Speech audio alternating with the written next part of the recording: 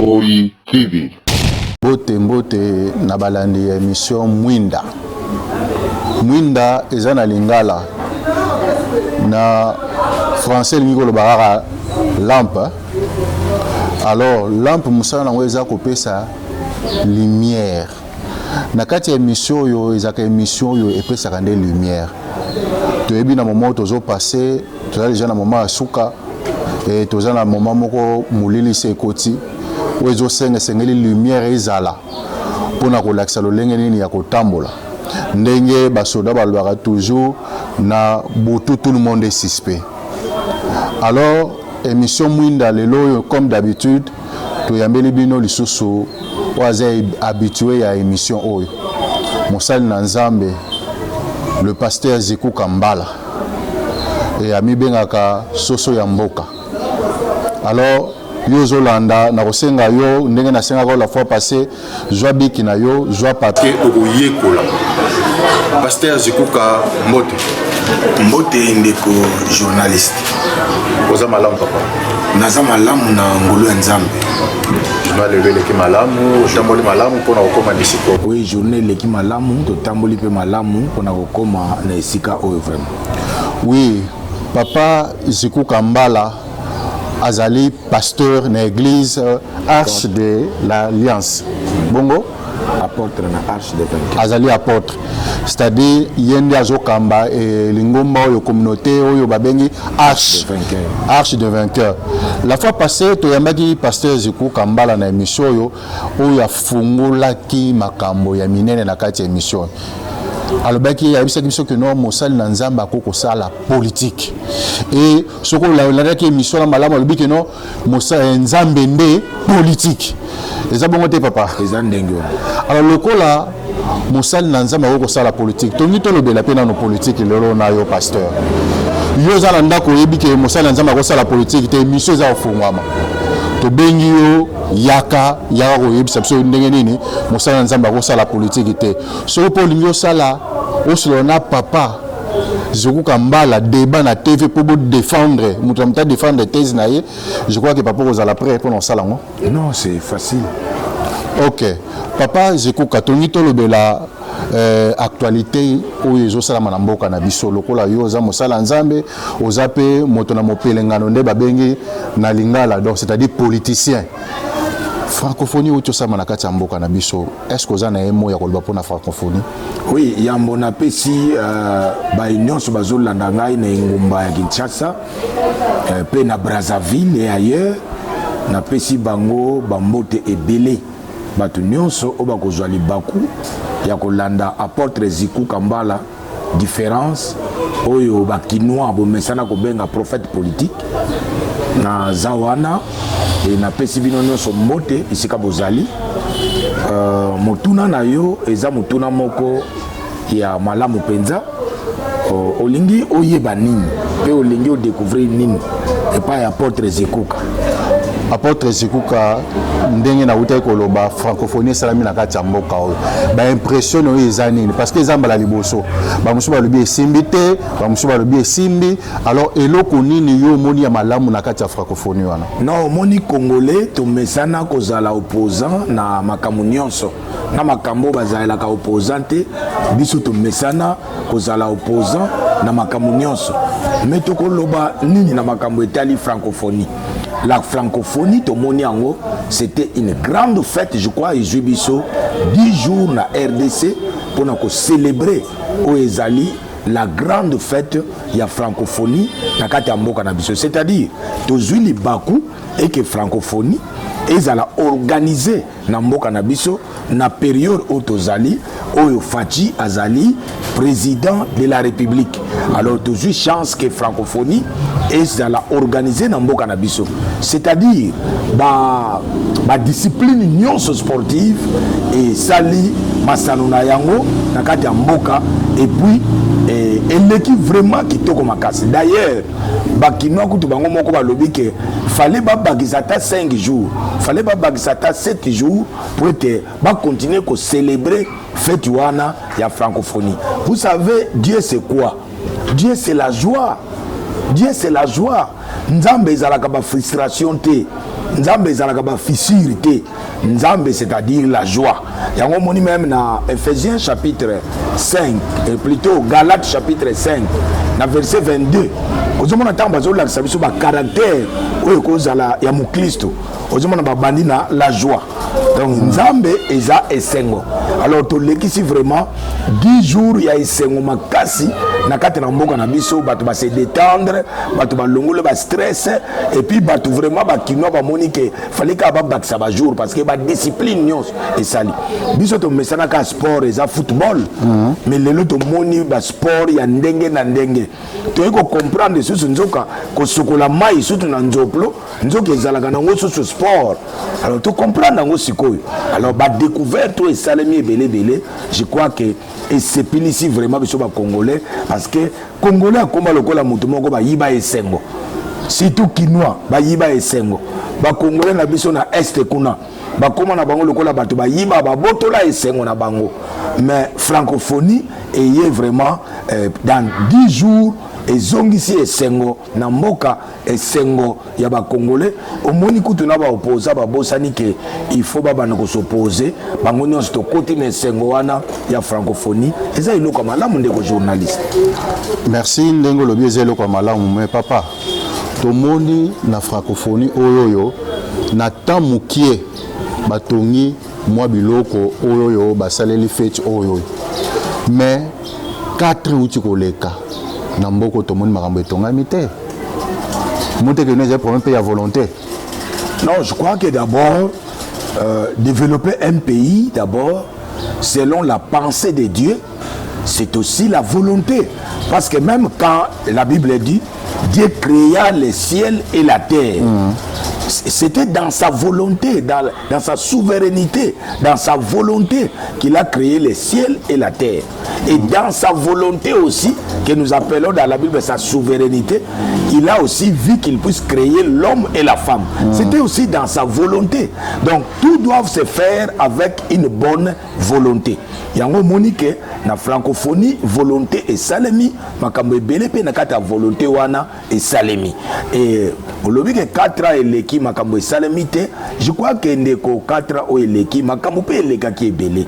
Soki to koyo kotala makambo eleki ebele, omoni makambo ba covid ezwaki presque ba inane. Bozo bata makali ile na sima ya covid. Non, tozolo ba vraiment makambo eza scientifique, eza makambo ko bata mate.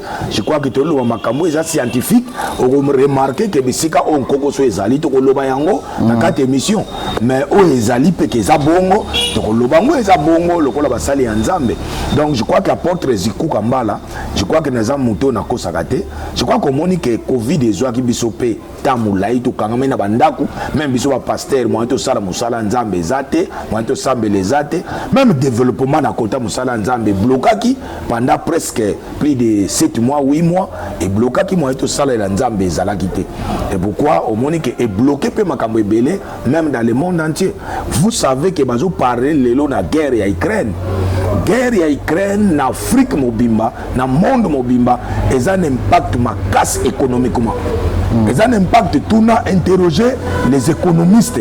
Bagoyebisa yo que guerre ya Ukraine et un impact à makasi na ndenge ya nkita ya bamboka na biso na Afrika pe na bamboka o nyonso eza même ya Europe, même dans le monde entier. Guerre wana ya Ukraine et a vraiment un impact makasi, mais l'impact de cette guerre est beaucoup plus négatif. Donc ils a beaucoup plus négatif parce que et ça ici ba inflation makasi na bamboka et marché biloko comme cher, ba douane comme cher, et ça un impact négatif na kata bamboka na biso. C'est pourquoi ozomona que ils a 4 ans moko vraiment ils a yankokoso président Fadji alekisi yango na bankokoso ebele, surtout aussi politique du pays aussi et même qui peut bankokoso ebele ezalaki na makambo ezalaki ba FCC cash makambo ebele oyo mutu na mutu azalaki mokonzi quoi.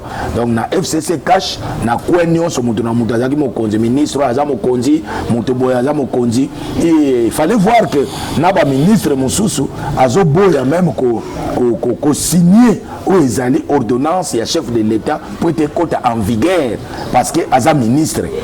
donc mutu na mutu azalaki mokonzi. Alors na espace ya ndenge wana kokoso ezalaki makasi pour être bakonzi ya mboka pe babanda ko sala poser pena ba acte ya développement ya mboka na biso.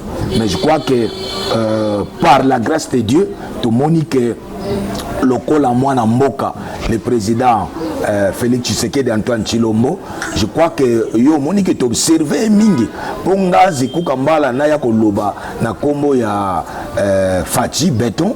Je crois que na 8 ans d'observation parce que ngai ce qui coule dans mon sang c'est le patriotisme de manière que j'aime mon pays donc na lingakate même mayele na ngai ezala corrompu même bomutu na ngai ezala corrompu donc quand je parle de quelqu'un c'est que na tangiye na observer na molimo na scientifique na volonté na ye na tali nyonso na monique mutu wana za na volonté donc le président Félix Antoine Tshisekedi lelo nazo confirmer na bakinois que azana volonté à développer mboka mwana mobalo soki to soutenir ye pe soki to pesi chance azana volonté à makasi penza ya ko développer o eza mboka na biso RDC.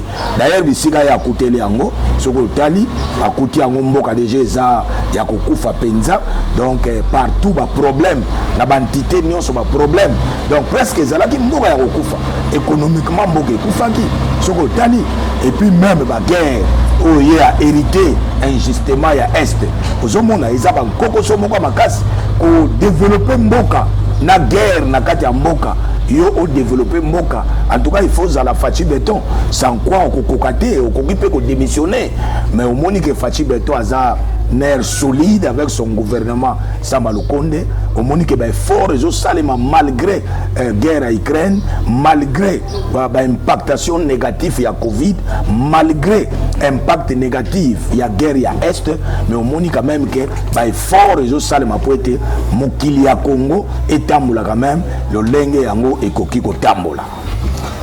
Apôtre, oui, na organisation ya francophonie au PC bango combien sur 10? Non, na organisation ya francophonie ce qui n'exagère te na pesi bango na pesi gouvernement congolaise pe Fachi Béton na pesi bango 9,5 sur 10. 9,5 sur 10. 9,5 sur 10. Ah bon? Oui. Sur le plan social, francophonie Memel Bissoni. Sur le plan social, francophonie et Memel Bissoni. D'abord, il y a que la joie d'abord apporte la guérison. Quand il y a la frustration, il y a des maladies. La frustration et même la maladie, AVC, tension, estomac, maladie, mort subite. Mais la joie d'abord, se détendre, ça apporte la délivrance, ça apporte la guérison. Tout n'a scientifique va expliquer donc francophonie est apporter d'abord bonheur, il y a la joie, il y a se détendre. Et puis, bateau va se détendre. Na kati ya francophonie, ba yoki joie, bateau wana ba jouir délivrance. Et ça na ba balinga ba kufa na ba AVC na ba tension, ndenge ba pays na biso, ils ont kende mabe économiquement, mais au moment que ba se détendre, bateau wana ba jouir délivrance, ba jouir guérison, pe bateau wana ba bikisami. Donc ba jouir kimia na mitema, ba mususu ba sekaka lisusu te, ba mususu pe ba sekakala. Mais à partir de la francophonie, et c'est zongi, bazongi liko seka, bazongi quand même sourire.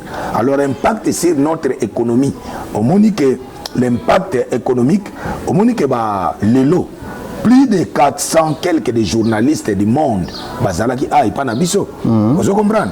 Et puis économiquement. Ça parle quand même, ça dit quelque chose. Même à niveau, il y a une infrastructure, ça dit quelque chose. Si vous avez le lo qui est stade moko, ils ont un poteau. On dit, dans le stade, la biso le lo, le stade de martyr, n'est comme le lo, à cause de l'impact de la francophonie. Dans la université, la biso mon le la université de Kinshasa. Dans la université, mon la université de l'IPEN, université pédagogique nationale. Dans la nenge et l'ambami à cause il y a Covid, donc plutôt il y a francophonie. Donc bandeko ya francophonie ba pays mais ben fracture wana nyonso etikali na moka pe etikali d'une manière moderne.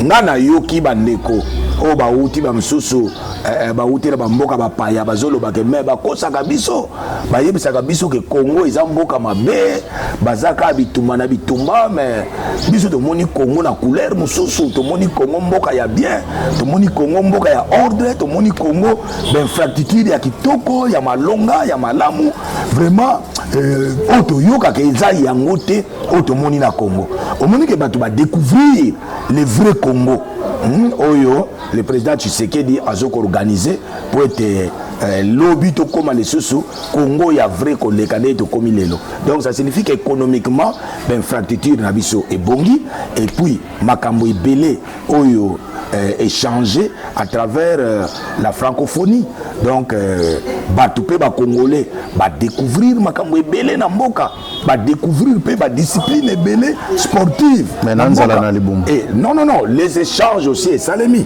les échanges pe à dollars tout ça et salemi pe parce que biso dollar ming to bimisa kaka le kola to za penana ba industrie les pays ne sont pas vraiment industrialisés yango monique dollar to bimisa kaka et franc congolais aussi l'inflation mais au monique à travers la francophonie et ça pe mboka na biso pe yambi pe mona ba paya dollar pour ne permettre pe biso kuna na banque centrale tous à la pe na matela oyo ko maintenir franc congolais pour être inflation et bana ko salema mingi te donc francophonie et ça et sali bien na mboka na ba couche ebele pe na makambo ebele na kati ya mboka na biso tout ko mona wa dollar e bani ko kita et kiti mais yango ne zongi lisusu bani susu ko mata ça li ndenge francophonie ekei boye donc dollar et matina yango non, par rapport au dollar, je parle de l'industrialisation du pays. Donc les pays ne sont pas industrialisés. C'est-à-dire que Bissonde. Non, c'est-à-dire au lieu Bissonde coach sa dollar, maintenant ce qui se passe, Bissonde Barto bimisa dollar et belé. Moni, c'est ce qui provoque l'inflation. Parce que tant que Matela est à la banque centrale, Matela est diminué en dollars. Maintenant, bah grand importateur, au bazo te kabilo qu'on a bagon à franc congolais. Ce que bazo luka échange en devises pour que son babilo qu'on a ailleurs. Alors tant que devises et zo bimaming na banque pour ils ont kende ailleurs. Il y a des gens qui créent l'inflation. Donc, sur ces solutions, il faut que le gouvernement fasse l'effort de industrialiser le cannabis. L'industrie limité industriel. Parce que limité comme résidentiel, les alaka limité industriel. Il faut industrie ezonga. En fait que dollar tant que tourner quand on a cannabis au monique moyen inflation et salement exalté. Donc il nous faut les macroéconomiques. Tant que tu as microéconomique, macroéconomique exalté donc l'absence des industries, yango zomona moyen de maintenir vraiment dollar exalté. Parce que biso toujours court ça mouké mais toujours bimisa ebele. Apôtre uti koloba ke ba congolais balingaki francophonie ba bakisa lisusu mikolo. Oyebi ke balingaki ba bakisa mikolo pona nini? Parce que ba moni moi bopeto kotaki na kati ya mboka. Na kati ya Kisasa, c'est-à-dire biso na Congo to bongisa kaka soki mo likambo ezali. To monaki papa zoya wa bongisi banzela ba tie ba couleur asika. Tant to comme na francophonie wa ba tie après wana na kati ya francophonie to moni embouteillage pe silaki. Na yebite soki yo kaka na embouteillage.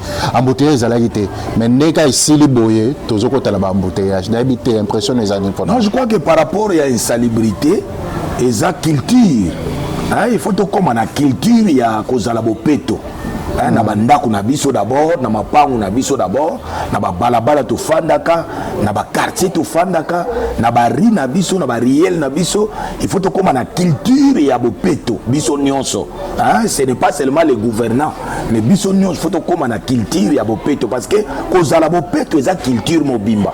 Alors surtout dans la culture wana te okomona ke to bana kozala na bopeto kaka ndenge ezalaka na bandako so boyoki ke mopaya auti boyazo ya bokomboli ndako lokola mopaya zate botiki ndako ndenge wana non il faut tozala mopaya azala te ndako fo ezala propre ndako fo ezala kokomboma ndenge moko pe mboka fo ezala bopeto partout parce que bopeto c'est ce qui nous fait vivre la santé est liée na environnement autovandi alors ce qui environnement est bien ozomona ke tokozala beaucoup plus ba maladie et que se multiplier et puis tokobana ko bela mingi et conséquence bato babana ko kufa mingi. C'est pourquoi il faut bopeto ezala et partout bopeto ezala na mboka na biso ndenge peto moni ndenge bande kwa francophonie ba ye bopeto eza bopeto wana e continuer ba infrastructure na biso pe oyo et salemito ye ba pe ko garder yango propre et puis ezala na standard international et ozomona ke soto garder yango propre et kozala eloko moko ya malamu pona mboka na biso et tout ça ba konza mboka bazala kolala te bafungula misu bazala ya kofungwama bazala éveillé pona bopeto et fanda vraiment na kata mboka et bopeto eza mingi makambo ya ba quartier ba chef de quartier leur travail doivent impacter sur l'insalubrité ya mboka. Donc, et puis, même le chef de quartier, le chef de riz, il faut veiller pour la propriété dans la mboka. Et puis, bourgmestre, il faut veiller pour la commune na bango au bazo ko administrer en fait que bopeto penza ezala na ba commune na bango, c'est-à-dire ko longola même bazelo na ba rigole, ko kombola ba balabala. Et na tango Mobutu to monaki Mobutu salaika makama mabete mususu pe malamu ezalaki to monaki service o ezaka na commune service ya hygiène to bana ko bengango bazoleka na mapangu kotala mapangu soki le pangu eza propre bokombolaki koleka même na nzongo inene kotala nzongo inene na bino eza ndenge nini soki eza salité boki ko futa man na commune ozomona mais soki eza propre baleki na bango na biloko nyonso wana ezaki na tango Mobutu ezaki bete to bana ko mona pe na tango Mobutu bazwa ko désinfecter bandako na biso ba chambre ko désinfecter pe ba bani na biso ba toilette ba dalle ya ba toilette to bana ko mona pe ba service wana bana ko uta na ba commune. Ce sont des choses à encourager ba konza mboka ba lamuka ba zongi sa biloko wana nyonso eza biloko malamu pour la population ezala vraiment en bonne santé. Merci beaucoup.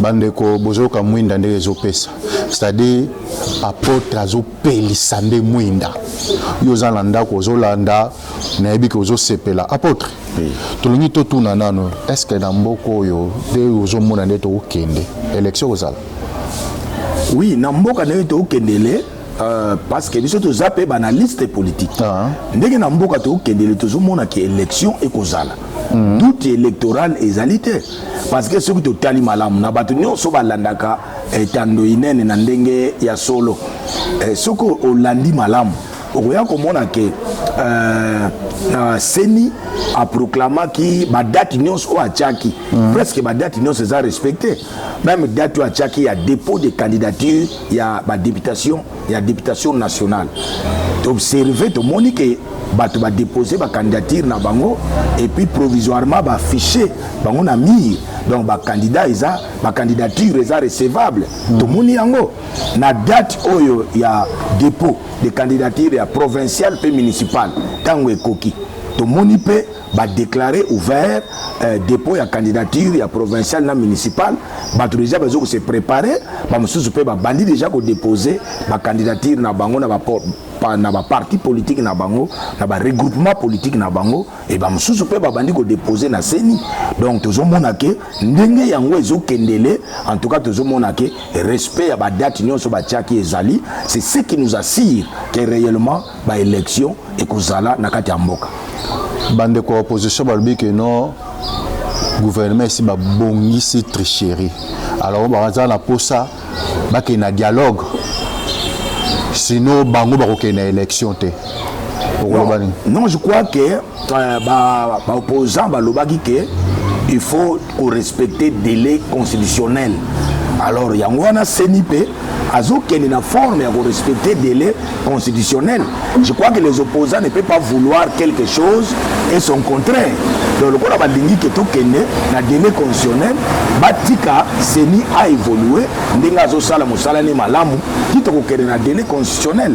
Donc je crois que muto akoloba ke élection ekozalate, je crois qu'azo s'est trompé parce que l'élection yango tozomona makamnyo zo sala makitoko en tout cas élection yango déjà à la porte, je crois dans 3 mois déjà toujours qu'il déjà dans ma ponami donc opposant ou azo kanza que élection ko zalate pour to que na dialogue donc biso peuple congolais surtout biso na funa to boya ki na biso makambo etali dialogue président Fachi Betompe a boya ki na ye makambo etali dialogue alobi lokola bino ba opposant boza populaire ndenge bolobaka to que une élection a démontré popularité na yo ceux qui ont voté au bimi président de la République au bimi député national député provincial conseiller municipal c'est ce que mboka tambola ndenge wana mais dialogue ndeko na ngai journaliste mboka oyo depuis banda mbula nini omona to sali dialogue sans que to kabula pouvoir donc wana bazoluka dialogue te mais bazoluka partage à pouvoir parce que na ko révéler yo que ça na ba opposant ebele bazalaki na mbongo ya dépôt ya ba candidature ya ba candidat na bango te neti nani alors lokola bazalaki na mbongo ya dépôt ya candidature ya ba candidat na bango te yango moni ba banda ko luka mois transition à 2 ans 3 ans pour te bango bazwa mwa mbongo pour na dépôt à candidature mais je crois que bazoko se tromper toujours que na maponami transition wana ekozala te na mboka toujours que na maponami oyo aza populaire akozwa pouvoir et puis to tamboli oyebi ba opposant oyo bazoboya bazangi mbongo non ba ebele bazalaki na mbongo ya kofutela caution ya ba candidat na bango te mais bakoloba te na émission mais nga nazoyebisa yo ke ba opposé ebele bazalaki na mbongo ya kofuta caution ya ba candidat na bango te okotanga moko non nakotanga moko te mais oyebi ba opposant ya mboka yo moko oyebi bango peuple pe ba yebi bango donc ndenge na oloba boye peuple pe azoyeba donc nga nakotanga kombo ya mutu awa te nayaki mpo na kombo na ngai zikuka mbala différence pe nayaki mpe na kombo ya Fachi kolobela kombo ya Fachi Beton parce que c'est lui mon candidat oyo nakosoutenir na baélection oyo ekoya donc c'est pourquoi nayaki kaka na de kombo nayaki so na kombo so te soki nakobakisa kombo eza République démocratique du Congo oyo nalingaka te désordre kota makambo mabe kota donc évoluer ndenge nalobaka toujours ekoma lokola Allemagne d'Afrique parce que toza na biso na biloko nyonso ekomisaka mboka Allemagne coltan eza pétrole eza manganèse eza diamant eza cuivre eza biloko nyonso ekomisaka mboka Allemagne eza nango il suffit seulement topesa chance na Fachi Beton azwa 2e mandat okomona mpe makambo nyonso wana ekosalama nango oyo tomonaka na mboka bapaya omoni te awa makambo tomonaka na mboka bapaya bamoni yango te bango baopposant bamoni yango te na francophonie donc eza mpe na 2e mandat bakomona so makambo ebele oyo le président Fachi Beton akosala na kati ya mboka ekosepelisa so bacongolais tomoni lelo banda baprésident bayaka nani asala nzela kimwenzi nzela kimwenzi ezalaka ndenge wana esalemaka te bayaka baprésident nani asalaka nzela elengesi ezalaka bongo mabe ebe bakala moto abongisaka yango azalaka te mais ebanda kozelaka Fachi Beton aya abongisa yango et puis Fachi Beton soko ndimi ye te mais etali yo oza na retard parce que ngana na mona te président o aye na mboka même ata Léopold II tango ayaki natikala koyoka te aya kotia programme ya 145 territoires c'est-à-dire que na mbala moko bazotonga 145 territoires tous les 145 territoires bazotonga ba hôpitaux tous les 145 territoires baotonga école moderne donc école kako eza na Kalina awa na Gombe yango wana so baotonga na Kasumbalesa yango wana pe bazotonga na Idiofa donc bana bakotanga sans complexe na oaza awa na Kalina na Kinshasa azotanga na condition à bien donc au pe azana Kasumbalesa na Idiofa azotanga na même condition na mwana oaza na Kinshasa c'est ça Fachi Beton alors biso to vanda ki to tali muto na nyopi ya molimo to moni que non soki to soutenir yete ça sera une erreur même nzambe akosepela na biso te il faut to soutenir Fachi Beton pour te mboka penza ekende le boso pour muto a raisonnant ba territoire nyonso zakate oyebi ke ndeko journaliste na ba mboka na biso mona mama po abota fo bolongwa aboke à 400-500 km po bomona mwa centre moko boya banzete po ete mama kota abota mais lelo Fachi Beton na ba territoire nyonso atie ba centre hospitalier. Alors mutu ndenge wana attaque ndoki na yo eza niveau nini ko sepela na yete. Il faut que sepela na yete, il faut que soutenir. Donc c'est clair. C'est pourquoi au moni que Zikou Kambala avec Funa, tu soutenir Fachi Beton, Funa Mubimba, tu soutenir Fachi Beton, c'est les morts, tu soutenir Fachi Beton, n'a pas œuvre au sang. Donc tu soutenir Kenzamba Sungi, tu voter, tu PC deuxième mandat. Mais voilà, tu comprends makambo, tu comprends nante, que les chaos tu monde na francophonie, que les capés tu monde na fracture, les autres tongama, tout moi. Peuple banco sabango tende ko journaliste. Peuple faut aller na information. Fachi Beton azotonga ba territoire nyonso. Net na Congo central et pas na ngai. Ponga na zane Congo, na Congo central et pas na ngai. Nga na zane Congo, descendant ya Kimpavita pe mwana ya mfumu Kimbangu. Tu vois? Donc na zane Congo. Wana na lo bango na cadre la religion te. Mais na cadre ya ba ne Congo. Ngai nazali mwana Kimpavita pe mwana ya mfumu Kimbangu na cadre ya Nekongo. Donc nazana makila ba Nekongo à 100%. Alors zomona ke territoire dit territoire ya Congo central ko banda na territoire ya Kazangulu ti na territoire ya Luhozi kuna ba territoire nyonso etongami ba hôpitaux ba territoire nyonso etongami ba école moderne. Siko na boya Fachi Beton pourquoi? C'est pourquoi on a soutenir parce que ndenge Congo central ba territoire nyonso etongami ndenge pe ba province nyonso tous les 26 provinces zo tongama parce que na landaki na top Congo ba zo tia territoire par territoire misala o ezo salema et puis na landi na monique oui ba territoire nyonso zo tongama pourquoi na soutenir yete donc c'est pourquoi tu zo soutenir Fachi Beton. Apôtre Zikou Kambala, prophète politique. 145 territoires où tu le biawa botongi na Bunagana pe botongi. Non, je crois je crois que na Bunagana totongi te ce n'est pas par mauvaise foi. Mais na Bunagana totongi te parce que on a hérité une guerre injustement. Oyo ba Rwandais bazo bundisa biso c'est connu de tous. Et Fachi Beton a kuti yango. Et puis azo sala ba fort que guerre wana esila pour te Bunagana ezwa kimia pe Bunagana susu etonga malokola ba territoire nyonso ya RDC.